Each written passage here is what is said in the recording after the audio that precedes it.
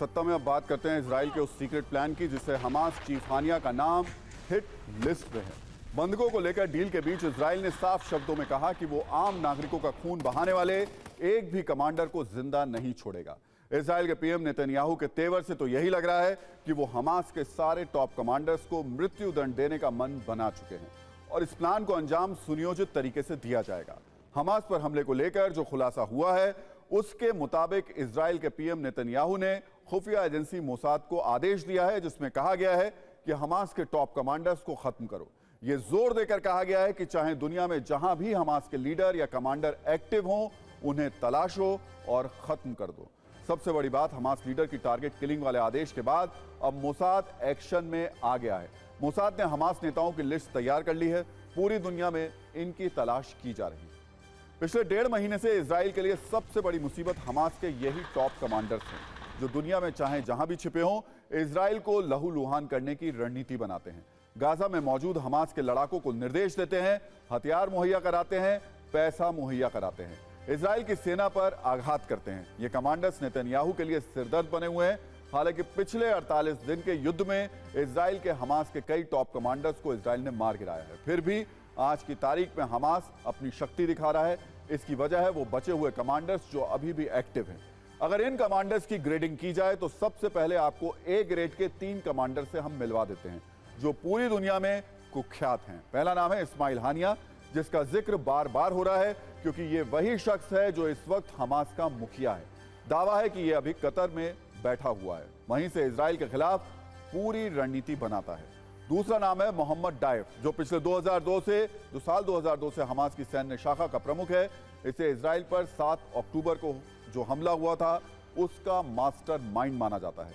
तीसरा नाम है याह्या सिनवार, जिसको लेकर कहा जा रहा है कि इजराइल के एक्शन से डरकर उत्तरी गाजा से दक्षिण गाजा में भागकर छिपा हुआ है। चौथा नाम है अबू अबैदा। यह हमास की मिलिट्री विंग का प्रवक्ता है, कई बार इजराइल को खुलेआम धमकी दे चुका है।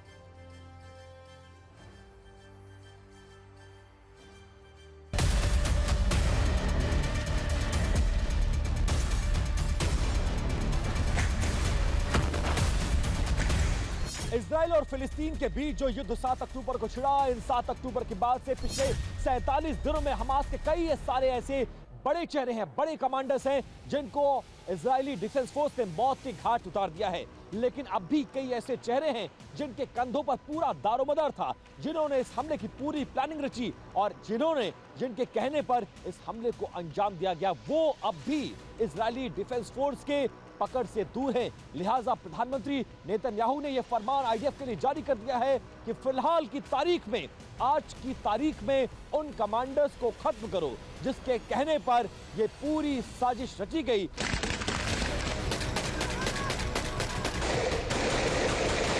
इस्माइल हानिया तो सिर्फ एक बड़ा कमांडर है, उसके अलावा उसका अपना डिप्टी चेयरमैन सालेह अल अरूरी वो भी टारगेट पे होगा।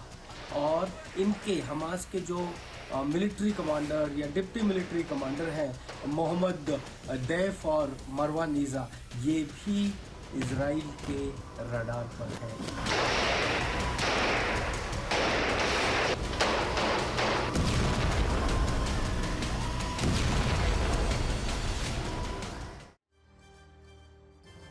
तो हमास के अब तक कुल 65 से ज्यादा बड़े कमांडर्स मारे जा चुके हैं, लेकिन इस युद्ध में कम से कम 10 ऐसे कमांडर्स मारे गए हैं जिससे हमास की कमर टूट गई है। इनमें से एक नाम है अली कादी का।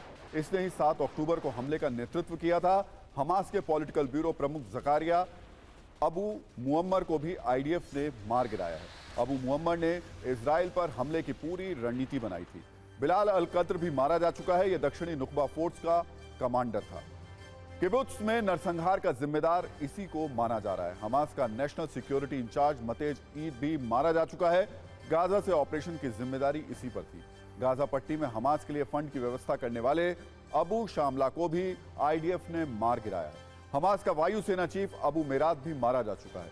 इजराइल पर रॉकेट हमलों का जिम्मेदार इसी को बताया गया था। इन कमांडर्स के मारे जाने के बाद अब अहमद मूसा और प्लाटून कमांडर अम्र अल हांडी भी मारा गया। यानी हमास के टॉप लाइन में अब कुछ ही लोग बचे हैं। जो बचे हैं वो कतर के 5 स्टार में होटल एक है, वहां पर छिपकर बैठे हुए। आपको बता दें, ये वही मोसाद है जो ऑपरेशन रेथ ऑफ गॉड के लिए पूरी दुनिया में मशहूर है। मोसाद ने म्यूनिक ओलंपिक के दौरान हमले का बदला एक एक आरोपी को चुन चुन कर मार कर लिया था। इस ऑपरेशन में 20 साल लग गए थे, लेकिन किसी को मोसाद ने बख्शा नहीं। मारने से पहले हर दुश्मन को संदेश भेजा, हम ना तो भूलते हैं ना ही माफ करते हैं।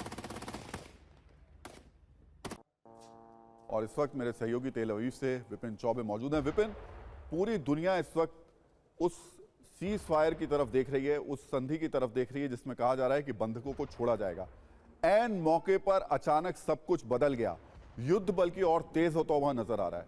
हुआ क्या आखिर? देखिए, यही एक जो शर्त है जो रिपोर्ट आपने दिखाई राहुल जी, उसमें जो हमास है वो ये चाहता है कि एक शर्त इसमें और मेंशन कर दी जाए। वो शर्त क्या है? वो शर्त ये है कि हमास ये कह रहा है कि सीज फायर के दौरान चाहे वो गाजा पट्टी का इलाका हो या फिर गाजा से बाहर किसी भी देश का मामला हो, वहां पर बैठे हमास के कमांडर, हमास के बड़े चेहरे या हमास के लड़ाकों को सीज फायर के दौरान आप नहीं छुएंगे। बस यही बात बिगड़ गई और इसी बात को लेकर इजराइल ने साफ कर दिया कि हम इस पर राजी नहीं हैं। आपको बंधकों को छोड़ना है तो छोड़िए, नहीं छोड़ना तो मत छोड़िए, लेकिन हम इस पर राजी नहीं होंगे। और इसी के चलते बात बिगड़ी है, बात डिटेल हो गई। कल सुबह की गुंजाइश बताई जा रही है, लेकिन संभावना बहुत कम नजर आ रही है। राहुल जी, बहुत बहुत शुक्रिया विपिन की जानकारी देने के लिए। सत्ता में अब बात हमास के उस पताल लोग की कर लेते हैं जिसे इजराइल ढूंढ ढूंढ कर मिट्टी में मिला रहा है। इजराइल की फोर्स हमास की सबसे बड़ी ताकत को तेजी से खत्म कर रही है। ये ताकत हमास की वो सुरंगें हैं जिनसे उसे ऑक्सीजन मिलती है, शक्ति मिलती है, और अब इन्हीं सुरंगों को इजराइल पाउडर बनाने का काम कर रहा है। इजराइल ने दावा किया है कि अब उसने हमास की 400 सुरंगें तबाह कर दी हैं और ये काम उसने पिछले 25 दिनों में किया है, जब उसने 27 अक्टूबर को गाजा में ग्राउंड ऑपरेशन शुरू किया था। हालांकि अब भी गाजा में हमास की करीब 900 सुरंगें बाकी हैं जिन्हें खत्म करना उसके लिए एक बड़ी चुनौती है। इजराइल हमास के पतालोक पर जिस तरीके से चोट कर रहा है उसके बहुत से वीडियो लगातार सामने आए हैं। हम सबसे पहले इन वीडियो की एक प्लेलिस्ट आपको दिखा देते हैं। इनमें कुछ वीडियो में टनल के अंदर हमास की मिसाइल लैब मिली है, तो कुछ सुरंगों में प्रवेश द्वार आम लोगों के घरों में बरामद हुए हैं। आज हम आपको हमास के लड़ाकों का लाइव सरेंडर का एक वीडियो भी दिखाएंगे। उसके बाद आईडीएफ ने उसका क्या किया, ये सब कुछ बाकायदा शूट भी किया गया। तो सबसे पहले वीडियो हमास की मिसाइल लैब का है जो पहली बार सामने आई है। इजराइल का दावा है कि यह मिसाइल लैब एक मस्जिद के अंदर बनी सुरंग में बनाई गई थी। आईडीएफ ने जब इस मस्जिद पर छापा मारा तो इस लैब का खुलासा हुआ। इसमें जगह जगह मिसाइल के शेल पड़े हुए थे, बारूद का ढेर था, मिसाइल का सामान बाहर से लाया जा रहा था और यहां असेंबल किया जा रहा था।